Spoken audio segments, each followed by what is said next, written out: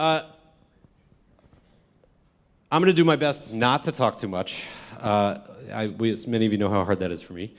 We want to start with, if we think about our own college experiences. I know when I went to college, and a lot of us went to college. I know, and you'll probably know which it was USA Today. I don't know what the U.S. News, I think, put out I don't know if they still do this, but they put out the report on what the best Jewish colleges were, mostly based on how many Jewish students went to that college. And we would find out that there are people like me in Atlanta, Georgia, would find out that there are Jews in places like Indiana by like the thousands. And we would say, let's go to Indiana and be around all these Jewish people. This will be wonderful. But when we look at the news today, it's often what we read in the news is not positive things about Jewish life on campus. We're reading about things that scare us or give us pause.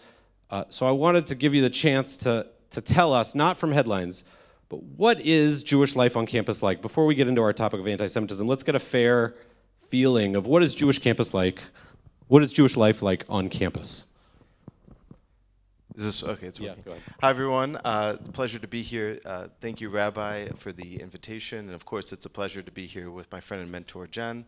Adam Hirsch, I'm the executive director of Hillel at Kent State in Akron. So you see all this in the news because people love headlines. It's hard for us to just shout from the rooftops how proud we are about Jewish life on campus. And Jewish life on campus is growing annually. Jen can give you some of the data we have nationally about every year, how we're engaging more and more people every year. But every year at Kent State and Akron, we want to engage more and more students. We have to find time to celebrate that. And we have to find time to make space for everyone's voices. And that's what we try to do at Hillel. We're a pluralistic Jewish space, which is a blessing and a curse, trying to be all things to everyone. And we're looking now, and we'll talk about this later, in how we can support students no matter their needs. And we need to support their basic needs as well, not just their Jewish identity, but their whole identity. And so today, that's really our goal, is supporting students. The past 2 years have been so hard, and I like to think that people cared about me, but it's our job to care about the students on campus. And we did everything we could to make sure that they had a vibrant campus experience, whether they were stuck at home in New York, or California, or even stuck in Kent, Ohio, people felt that way too. And it was our job over the past couple years to do that. I know we don't have a ton of time, so I won't ramble on this question. I'll let Jen talk about maybe nationally campus life a little bit. Well, first of all, we do still have those magazines. The Hillel, I don't know if it's U.S. World Report anymore, but the Hillel College Guide does list the number of Jewish students. So if you're excited or interested in learning about it, either you can get the old paper copy or you can just go to hillel.org to see that listing. I would also tell you that they're self-reported numbers. No school actually, very, very, very few schools actually know the number of Jewish. They don't ask the number of Jewish students, and so we don't really know. So yes, Indiana is still a great place to go, as is Miami of Ohio, your alma mater, as is Kent State. But just to know where those numbers come from. And I would say that, as Adam said, the headlines, you can find headlines about the hundreds and thousands of students who celebrated Yom Ha'atzmaut this week. They're there, but they're typically in the Jewish press or like in the student newspaper because 300 people came to a barbecue. It's not making the New York Times that students started a Challah for Hunger chapter on campus, which was a student-initiated organization many years ago, but is now international to make challah and sell it and use those proceeds for food insecurity. So those things happen on campus all the time, and that's like one little example of hundreds of things. But we know how the media works, and it doesn't highlight the positives and the good. But there's lots of positives and good to speak about. 15 minutes from where we're sitting and around the globe. And I meant to say this before. We have, so I was asking how many Hillel houses we have in Ohio. We think 9 to 12. We're going to put it in the 9 to 12 realm. And 2 of those Hillels right now have current presidents who are students from our congregation. So our students end up, it's really amazing. Not only are our students presidents of 2 Ohio Hillels at Worcester and OU, but secondly, if you look around our little neighborhood of Akron, Ohio, we've got Jen here. If you haven't been to the Kent State Hillel house, it's awesome. David Komorowski, who's now in Canton, was a national Hillel professional. We've got great Jewish professionals and And Hillel David's support. wife, Ronit, is a colleague of thank mine you. at Hill International. We do the same type of work supporting campuses around the country. And we try always to take our kids, it's been hard the last 2 years, but to visit a Hillel, we like to say we would like for the first visit to a Hillel to be before they're in college. So if you haven't done that with your kid, do it. All right, so let's get into the topic, which is what's the challenging side? What is reality? What's the reality of anti-Semitism on campus? What's hard about being Jewish? And that might be two questions. You might have a different answer that doesn't relate to anti-Semitism. Tell us about anti-Semitism on campus. What do you see? Where's it coming from? And what is Hillel doing? And what's hard about being Jewish? Yeah, please. What's hard about being Jewish? Gefilte fish? I don't know. There's a lot of things we could say. I love gefilte fish. I mean, I don't make it as well as like the Meermans, but you know, I've got it pretty down. I would say that, and it is true. It is factually true that anti-Semitism is on the rise. You cannot deny the statistic that anti-Semitism is true. And when it happens to you, when you are the student or the individual, we're talking about students today, but of course it's happening to non-students. It is really painful and it is real, and also, it is not happening to the great majority of students on campus. So recently in the news, UVM, University of Vermont, was listed as one of like the campuses with the most reported incidents of anti-Semitism on campus. We have 2 students from Akron at UVM right now from our Jewish community. One of them happens to be my son, and I can tell you he had no idea what I was talking about. Like 2 weeks before that, we had this whole argument about the fact that anti-Semitism had not been on the rise. So and he's a Jewish student at UVM, not very active in the Hillel, much to my dismay, but regardless, he's on campus every day and it wasn't touching him. And yet he and the other student from Akron both acknowledge that they probably wouldn't wear like the cool Vermont mask that has Vermont in Hebrew. But also, my son would never like wear a t-shirt with Hebrew in it. It's not because he's trying to hide that he's Jewish. For him, it's just like, that's not a thing I would ever wear. Proud Jew, been to Israel many times. That's just not his style. So on the one hand, it is absolutely on the rise. And on the other hand, for the great majority of students, it is not touching their everyday life, and it is not something they encounter. But before I say more, I don't know if you want to add something. Yeah. So what I would add is that, yes, anti-Semitism is on the rise. Last May, we saw a huge spike in the U.S. in the aftermath and during the war between Israel and Hamas. There was a lot of anti-Semitism that came, not to campus, everywhere. And what's different now is that it has other forms that maybe it didn't have 10, 20 years ago. Anti-Israel, anti-Zionism, certainly the most visceral, but it's just even the delivery method is now it's online. And so if I post a picture of myself with an Israeli flag, I could get comments from all over the world. Hateful comments. Whether or not you want to call them anti-Semitism or not, I'm okay with it. I don't lose sleep about the people that post the picture and receive the comments. What makes me lose sleep are the people that are viewing it and seeing those comments, and do I want to be actively pro-Israel? Because that could happen to me, and I don't want that. And so there's a difference between, but it's also the same, anti-Semitism and students just being really uncomfortable. And if someone says Free Palestine to you, in some circumstances, I think it could be anti-Semitic based on its delivery, but mostly it's not, my opinion. But it doesn't mean that doesn't make you feel really uncomfortable either way. And that's what we try to do, is help students talk through it. And yes, the university is not going to kick a student off campus because they said Free Palestine to you, but we can talk through it and get in dialogue. We have to talk about it, and hopefully we can come to a resolution and for that student to feel a little bit better, and for them to still be proud that they're Jewish and love the land of Israel. So that's my take on it today, is that it's not just about anti-Israel. It's not about clear-cut hate crime.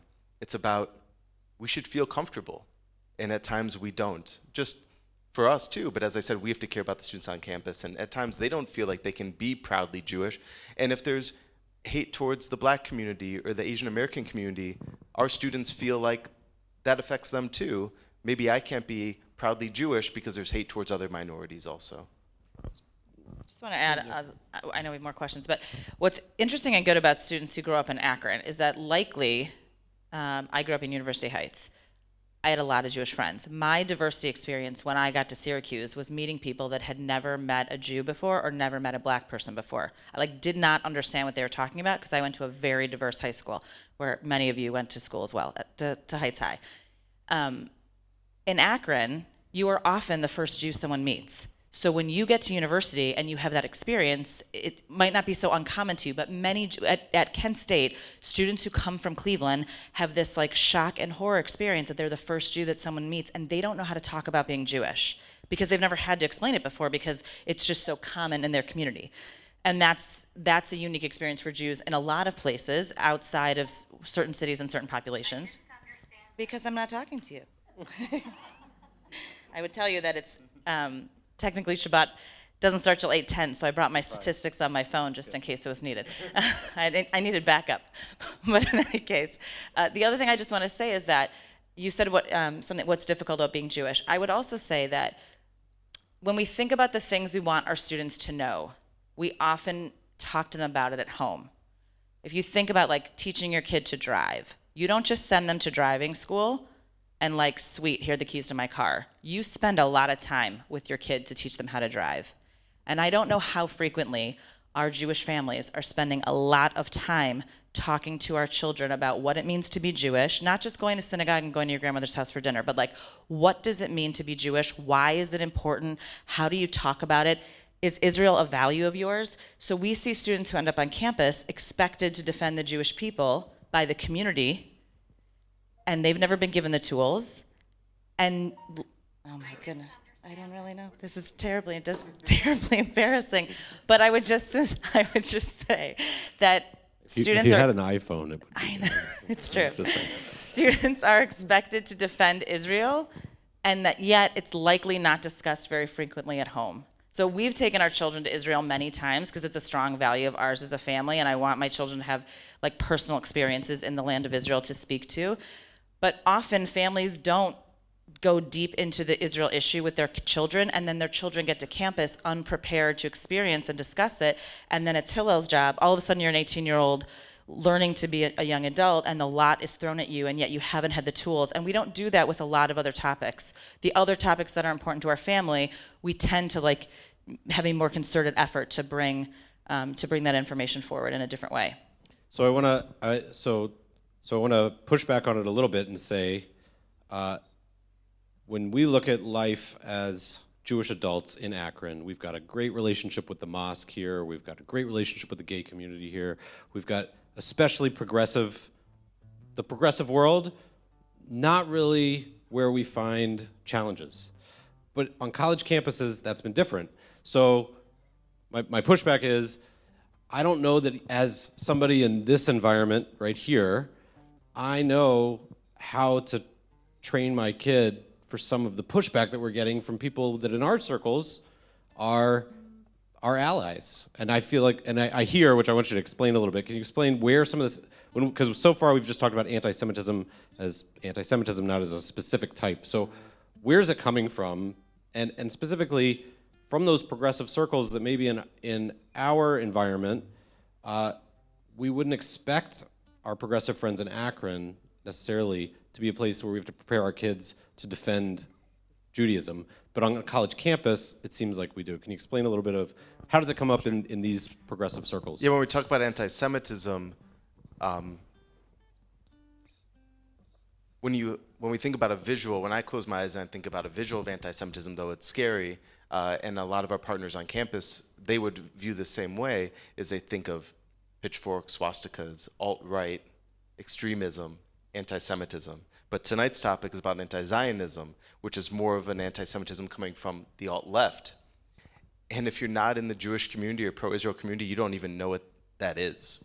You don't know what the anti-Zionist movement is. You don't know that it's anti-Semitic. You can't even define it that way. I would say when you're talking to your children, if you do everything that Jen mentioned, I think that's a great base. Because if we over-prep them, we're not going to get to where we need to be. And I was just telling Rabbi Josh this, every year on college campus is so different. And so in 2018, we had an LGBTQ plus group, Pride, that wrote a letter to Hillel that said, we will no longer affiliate with you because of your affiliation with Zionism. We will no longer partner with you. And we have many students that are in this group that they're not in leadership, though. And what is this group Pride? It's just a lot of students that don't fit in other social circles that want to fit in there. And so when their leadership says one thing, they're like, well, I can't lose this group, so I'm gonna stay here. And we're seeing every year is different, and I'll get back to where we are in 2022, but we're finding that our students are being asked to check their Zionism at the door when they walk into progressive spaces. Don't talk about Israel. Don't talk about Zionism. And if you do, you're no longer welcome here. Well, in 2022, a lot of this was fell away during the pandemic on Kent State's campus. And that's because, guess what? 2018, 2022, everyone graduated. No one remembers that anymore. And so our work is to every single year, it's a new demographic, 25% new. 25% leaves, 25% comes in. Every year it's new. And it's what students want to make out of it. And the campuses that have more anti-Israel, anti-Zionist movements, or let's talk positively, great, positive, pro-Israel movements, it takes one person to create a revolution.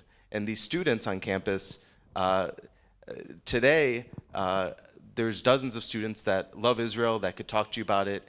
And 4 years ago, there was probably hundreds that I could. And it's because things changed in the pandemic, and we aren't sending as many students to Israel today as we did 4 years ago. Hopefully that will grow. And so we have to train our students to talk about their Jewish identity and every piece of it. Zionism is a really important part of it. And as our students get questioned about that, we need to be there to support them, and that's what Hillel does on our campuses. The other thing I just want to add is that likely the strong relationships that you have with the institutions here locally are real relationships. So you've known those leaders a long time, you've built those relationships, you've stewarded them, and perhaps your lay leadership has connected with theirs, or if your board changes, et cetera. But your communities are tightly connected. Like I recall the chalking that happened outside the synagogue here because you had a relationship with someone else. So because our students are coming and going the way that Adam said, it's hard to make an institutional memory among the students. So staff leadership can be connected, but without deep, real relationships, I don't even know to ask you, like, what's all that Israel stuff going on? Like, I just know it, and I'm just at this march, and my friends are telling me X, and until I really peel the onion back and ask questions, I, as the progressive leader who might be shunning all things Israel, or the student who wrote this letter, like, I don't know how many real relationships they have with pro-Israel students. And the truth is that, unfortunately, the scrolling and the meme posting, those are the little squares on social media, if you don't know what a meme is. But the truth is, the scrolling and the infographic, and this is how I'm gonna make my message in 144 characters, it's damaging because there's not a real relationship. It's easy to click repost. And so you have all this click advocacy on all sides of the issue. P.S. Jewish students are clicking to post things about Israel that they also don't know anything about. It's not just on this progressive left that we keep talking about, but if there are real relationships. So I could tell you a story of a student who was deeply hurt by a social media post from a real friend and commented back a separate direct message to say what's that about? Why did you say that? Which had then turned into a real conversation, which turned into the student who had posted the unfortunate information changing. Maybe they didn't deeply change their mind, but they had an awareness and an understanding of what went on. But for that student, for that pro-Israel student to take the time to be vulnerable, to put themselves out there and say, why did you do this? That was step number one. That was a big barrier to cross. It was easier to just scroll by it. Then they had to have the information. Then that pro-Israel student had to be able to talk about why the meme was wrong, why Israel's important to them. Then they had to be they risked the friendship, right? It was me saying, we might not be friends after this, basically, if that student continued to say, no, I'm XYZ opinion. So there's a lot of vulnerability there, and we're talking about 18-year-old people. So just remember where you were when you were 18 and how many causes you were really ready to risk your friendships for, and you likely had deep passion and a lot of information for those causes, the way that our Jewish students today don't always have the information. They just know in their gut it's wrong, but they can't really explain why it is all the time. So I want to leave some time for questions from other people. So now we're going to do what I'm calling the lightning round. So these are impossible questions to answer in a sentence, but you'll push your Jewish desire to want to give a long answer down deep inside of you and just give us a sentence answer. So scenario is, your kid comes home from college and says, Mom, Dad, you lied to me about Israel. You said it was a land for a people without a land, but my girlfriend is Palestinian, and she says that Israel expelled her from her parents' home, and Israel's an apartheid state. The Jewish people are colonizing Palestinians. How could you lie to me? One sentence. Go. Don't freak out if they said that to you. Don't freak out. Ask questions. Try to listen and learn. There's a lot of people that are, it's not lightning. There's a lot of people that are no longer feel welcome in Jewish spaces because they feel this way and they don't feel like there's a space for them. And so make sure that they know that you hear them, you want to listen, you want to learn, and like Jen said, you want to tell them about your side too, and you'll find a mutual understanding of who you are. So I would say the first thing is don't freak out, listen, and tell your side of it too. And there can be multiple narratives to a story. It is true, it can happen. Well, and if this were my house, I mean, my kids are in the audience, they would tell you all the freaking out that would happen within my body. But I would say that I would personally be able to say, I didn't lie to you. Like, that's the problem. If you're lying to your kids and you're not being, this is a really complicated issue. A lot of people lost land, took land. Like, we live in the United States of America. We have a sordid, difficult history that we need to be honest about. The Lippman School is taking a group of students to the Northern Cheyenne Reservation in 2 weeks. They're going to learn about, like, the difficult history of the United States. We have to be honest with our children so that they don't even get to having that discussion because they understand that it's super complicated and that this truth for this young woman or man, whichever person it is, could be true. And like, let's unpack that and tell me her family story and where were they from and what happened, and like, wow, I want to sit with that grandmother or whoever that person is and like understand the situation. So starting with questions, but really starting with, like, ideally you didn't lie to the kid. Ideally you gave them the complicated narrative that is the creation of the State of Israel. Can I shout out one thing? Yeah. Okay. More lightning.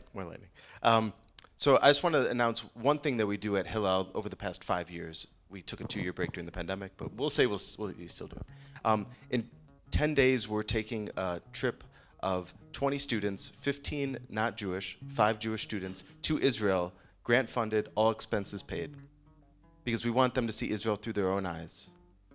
And we take them to Ramallah, Jericho. We take them to these places, and we speak to Palestinians. Obviously, we go to Jerusalem and Tel Aviv and the Dead Sea. We have a great time. But it's not a birthright trip. It's to have tough conversations. And when we come back to campus, they're amazing friends, and they have tough conversations. And not everyone likes the things that they heard and spoke about on the bus. But that's the world. And it's an amazing experience, and it's changed Israel on campus for us. All right, last lightning round question. Your son calls you to tell you that his tenured anthropology professor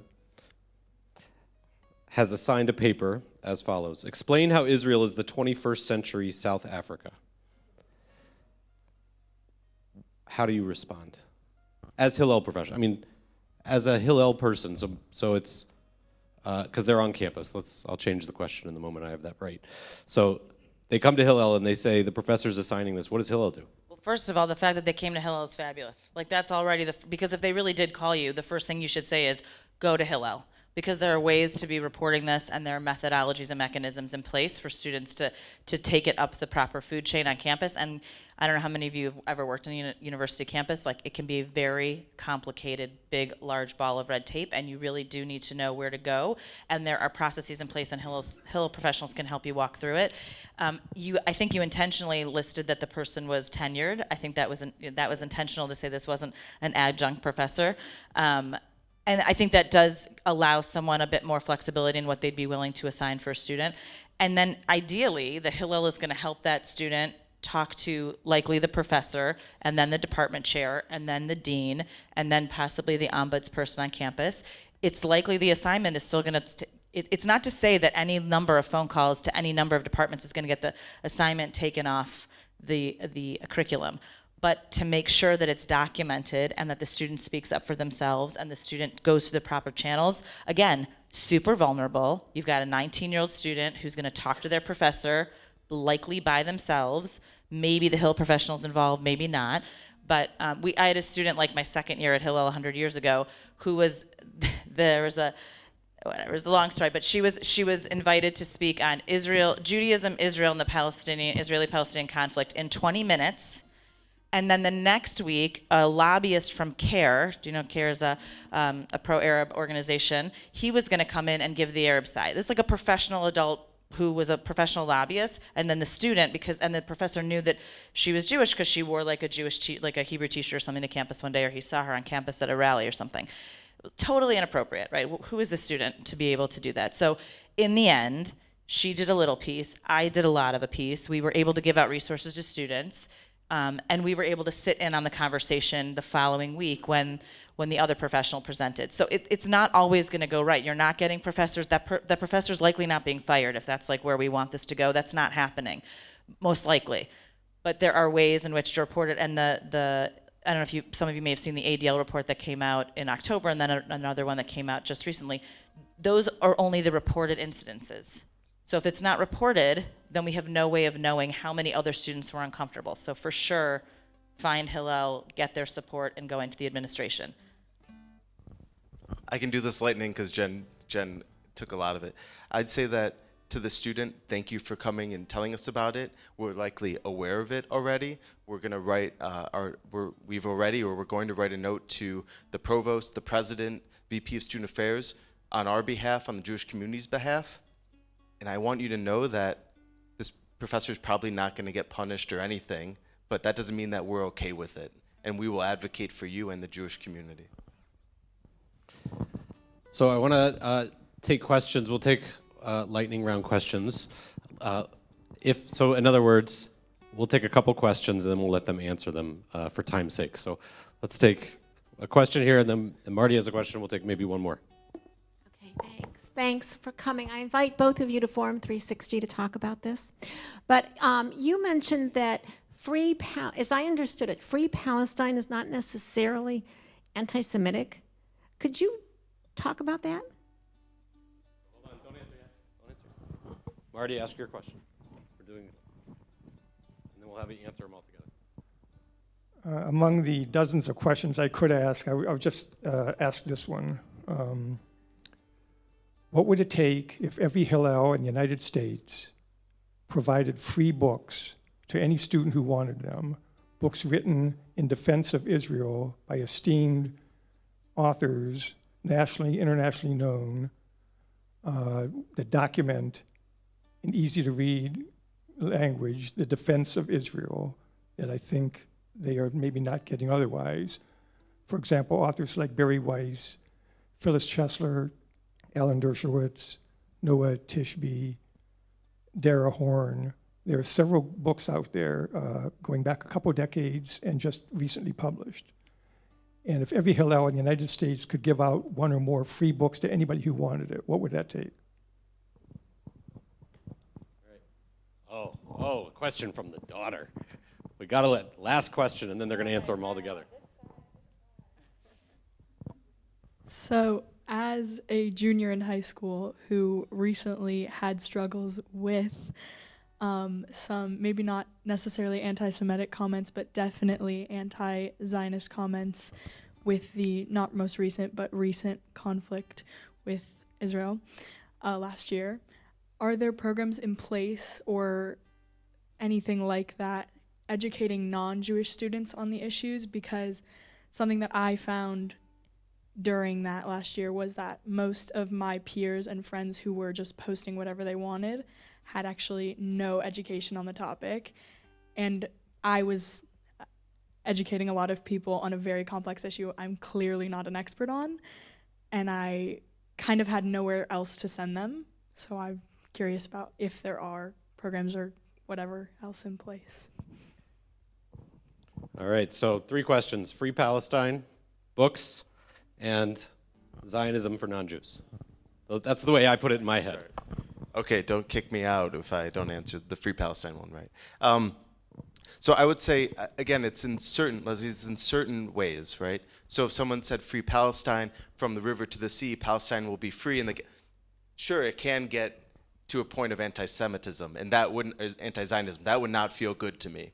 If someone said Free Palestine in a way that Palestine should have its own state and there should be a two-state solution, and why won't you tear down your wall and let people live freely? Like, I don't feel like that was anti-Semitic. And so that's the nuance in it. Not everyone says Free Palestine as though there should not be an Israel, that Palestine should occupy the entire land. That's not how I take it.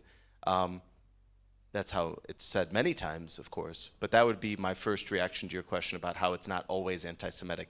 When in 2021, in May, every campus has a rock or a wall. At Kent State, there's a big rock. So they painted the rock, Free Palestine.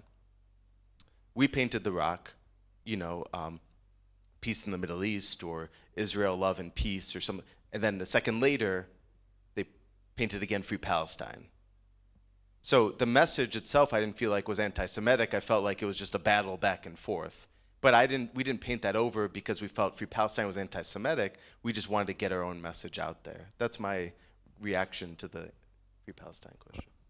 The issue is context. So Palestinians are allowed, or those who support Palestinians, not just the Palestinians themselves, are obviously, just as we do, have every right to make their message known. The issue is that when Jewish students, or Jews in general, but we're talking about students, are asked to defend the Israeli governmental policies, then it becomes an issue of anti-Semitism. You're a Jew, why did Israel do this? You're a Jew, why, right? Like, I'm just a Jewish student who wants to be at this LGBTQ meeting because these are my people.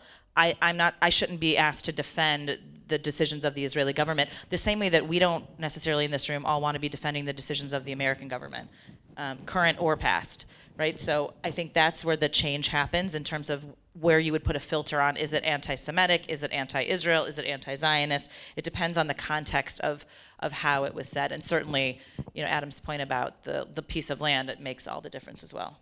All right, books. I'll answer the book question because you have to answer Martha's question. So the book question, I'm happy to answer it, by the way. So everything that we offer at Hillel is free. There's often many programs that we actually pay students to do it, not just internships, but we have a program called the Jewish Learning Fellowship.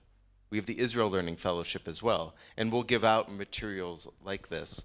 And so if we had students lined up to give out that wanted books, we would probably buy it for them. But I love the idea of a library where students can take it. We don't have that large of resources where people can pick out that book from Barry Weiss or Deborah Lipstack or whatever it may be. And so I think that could be a really interesting idea. Would love to talk to you about it if it's something that you'd want to do. But know that we do a lot of those things already. And also, people do question if things are free and if we are pushing resources. To Martha's question about, what are good resources? If we say these are the only resources, people will question, well, why are there only 3 books and not 300 for me to choose from? Why these? And is this your message? And do you not have space for nuance? And so a lot of our curriculum with the Jewish Learning Fellowship, we work with Hill International to build pluralistic Jewish learning. The Israel Learning Fellowship, it changes every single year. And so we give out a different book, or we'll talk about different topics. Or this year, our shlicha was from the Beta Israel community, Ethiopian Jew from Israel. And so she talked a lot about diversity in Israel, and we gave out resources around that. So we try to bring a really different perspective based on who our leaders are in the community. Do you want me to talk about the resources? Sure. Okay. So first I'll say that we need to, Jews, not we Hillel, need to do more for high school students. It used to be that really we focused on college campuses and beyond, but I know that this is an issue that's in the past really year hitting high schools more than it ever has. And so I can tell you on campus though, this next year we're rolling out, Hill International already did, but at Kent State we're going to roll it out, a new curriculum designed by Hill International and the ADL for campuses to talk about Jewish pride and anti-Semitism in a similar curriculum to how, let's say, the LGBTQ Student Center would have an allies training, and the Multicultural Center also would for the Black and Latinx community. Well, why don't we do that? Why don't we define some of those things and talk about Jewish life on campus, and why do we allow other people to define Zionism for us? And so we're going to package that up and offer it up to the professors, the student government, other partners on campus as well. And we have to find also, I wish there was a program in a box that we could say, and this is also for high schools. That's something that I think we have to address in the Jewish world. Just a word on the books. I would say that lots of Hillels would accept them. I do agree with Adam's piece about like why this book and not that book. But what's interesting about, like, I have to be willing to take a book, read a book, like, it's silly, it may sound silly, but that's a big ask for an 18-year-old student, Jewish or even Jewish students, but especially non-Jewish students, who'd have to have an interest and passion to read something. But certainly, like the Mitchell Bard, I can't even remember the title of it. You probably still have like 50 on the shelf, but I can't remember the name of it. But certainly we've done that before, and I'm not sure. I think the cohort experiences that Adam's describing, where I'm not just reading a book on my own, like it's a Jewish value to we learn in pairs, we learn in discussion and dialogue, and I think there's something about building the relationship through, like the education is happening through the authentic relationship, where the information is translated more. Before we get to the dazzling young woman in the back's question, I just want to say quickly that Adam mentioned an anti-Semitism curriculum, which was launched this year for campus professionals and students, the Anti-Semitism Curriculum. We also at Hillel have a structure called the IAP, the Israel Action Program, where we have professionals. When BDS does happen on campus, the Boycott, Divestment, and Sanctions movement happens on campus. We talked about a couple instances of anti-Israel, anti-Semitism on campus. So we have a whole team of professionals at Hillel International that work with Hillels throughout North America on those issues with sample resources, training your students. How do you go to student government? How do you write that letter? How do you talk to your professor? So we have a core of folks that do that with expertise. And then just this year, Campus Climate Initiative launched last year. The last 2 years are a blur. Like the last 2 years were, I think, 4 years long. So the Campus Climate Initiative works specifically with university administrations, where the Hillel professionals and the university administration, so think the dean of students, the provost, the president's office, are in collaboration to work together to look deeply at what the climate is like on campus for Jewish students, and to then peel back the onion and find processes and particular programs that might be helpful on campus. So just to know that we're trying to attack it at all layers, university administrators and students, and then staff support from Hillel International. Those are the sort of the practical ways in which Hillel is supporting their work on campus. Martha, you were the person that I was talking about when I was speaking about the meme, so I think that you've probably picked up on that. The social media post that I mentioned a minute ago, where the student had to like actually have a vulnerable conversation with someone. So it wasn't a college student; it was a high school student that did that. And I would be honest that like, I don't mean it was my kid to be bragging. I'm saying like we speak a lot about this stuff in my house because it's my work. So it's the average person is probably not talking about this kind of work the same. And to see the Israeli conflict play out in my own children was quite different, and their social media was quite different than being a staff person and watching it in other people's children on campus.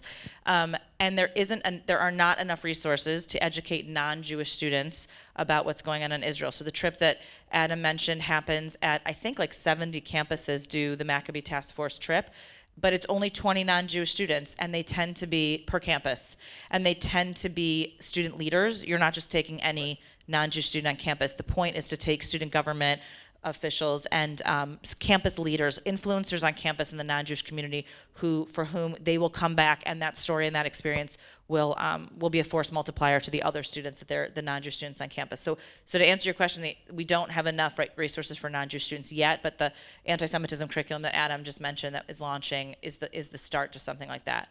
But most of the time, it's when you bring your non-Jewish best friend, roommate, partner, whatever, to Shabbat dinner, and when you have those authentic relationships, and you say, this is what's happening to me.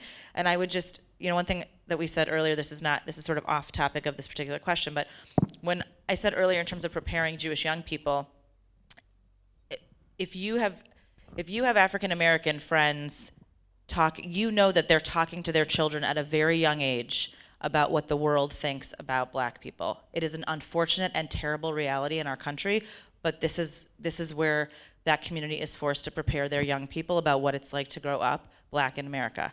We don't do that with our Jewish students. We don't tell them that you are going to get to campus or into, community X here in Akron, and some people are not going to like you.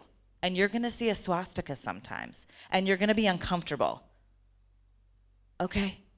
You're going to need to breathe through it, because sometimes people don't like Jews.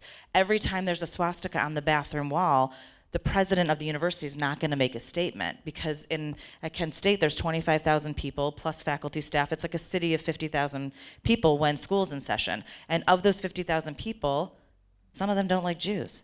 Now, if I go to Adam's door and I write on his whitey board of his dorm room, because everyone has a whitey board on their door, a swastika, that's very different, right? That's a personal attack. I sought out Adam. I knew he was Jewish. I did something to attack him. That's different. But we don't train our students enough to say that, this is the way the world is sometimes for some people, and we haven't worked hard enough. We didn't know. It sort of came out of nowhere for the Jewish community to get our students to build resiliency to these issues, whereas there are other communities in the world that have been training their kids to be resilient because unfortunately they've had to. We don't want any community to have to do that, but it is true that our friends in other communities have had to train their students and their children to be resilient in the face of these things in a way that the Jewish community didn't realize we had to do until recently. So I want to, first of all, thank both of you for sharing just the tip of the iceberg, I think, of how professional Hillel is, how in-depth, and I mean, the fact that I hope you've seen, as I feel I have, that while both of you are exceptional, I would say my experience with Hillel is exactly this. There are experts on almost every campus that our kids will go to who are diving deep on these issues, who are in touch with the administration, who know what to do when something happens, and it's on us to be the people who introduce our kids to those people when we go to campus and make sure, whether they plan to be at Hillel every Friday night or never on a Friday night, that they know Hillel is there for them, and this is a resource that as a Jewish person you need to know exists. Lastly, I just want to also highlight that while I think this study said 30% of Jewish students have had some encounter or experience with anti-Semitic something or other, whether it was a personal swastika, very, very few of them, I think 1% were physical in any manner. 70% of them didn't, and for the great majority, if you walked up to a Jewish student on campus and said, what's the most important thing for you right now, 99.5% of them would say getting a job. And the other half, the other 1% would be and a girlfriend or a boyfriend, right? So it's this is not the number one issue for most of our students. It's the community's number one issue, and it scares us and pains us as parents and grandparents and loved ones. But the students are still trying to get through finals, and that's the other thing. You want me to make this post and write this letter to the president, and I have finals. I got to get a job. I have an internship. I'm working to put myself through school. It's not always. They don't have the time, space, or ability to be committed to these issues. And I'm just gonna. I know. Adam especially can give you more detail on this afterwards if he hangs around and if you want to ask him about it. But we were talking before. Next week is a special fundraising week for Hillel. It's called what? Next week for every Hillel is Global Giving Week. And I'm just going to give you the headline, and then you can follow up, and then we'll close this part for tonight, which is Hillels, which is very true at Kent State for our community. Hillels are built by the community that surrounds them. That's a quote from Adam an hour ago. Just right here in this room, founders of Hillel at Kent State. Yeah. Past board chair of Hillel at Kent State. I haven't scanned the room for every other board leader that's here, but really founders in this room of the Hillel at Kent State.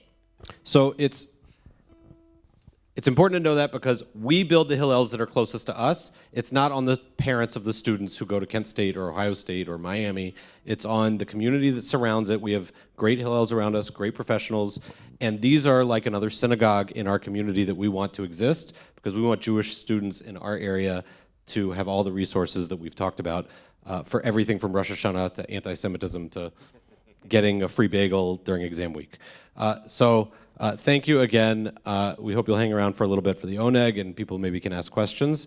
We're going to close. Do we still think we're going to close? Is Noah still here? Noah's still here? With Gesher Tsar Meod, and then we can have food in the social hall. Thanks for being patient. It's an important topic, and we look forward to continuing the conversation. Kol haolam kulo Gesher Tsar Meod. Gesher, do the hand things. Meod, I see you. Gesher Tsar Meod. Kol haolam kulo. Gesher Tsar Meod. Gesher Tsar Meod. והעיקר, לא לפחד, לא לפחד כלל. והעיקר, לא לפחד כלל. The whole entire world is a very narrow bridge, a very narrow bridge, a very narrow bridge. The whole entire world is a very narrow bridge, very narrow bridge. And the main thing that I recall is have no fear at all. And the main thing that I recall is have no fear at all. Shabbat Shalom. Shabbat Shalom, everyone.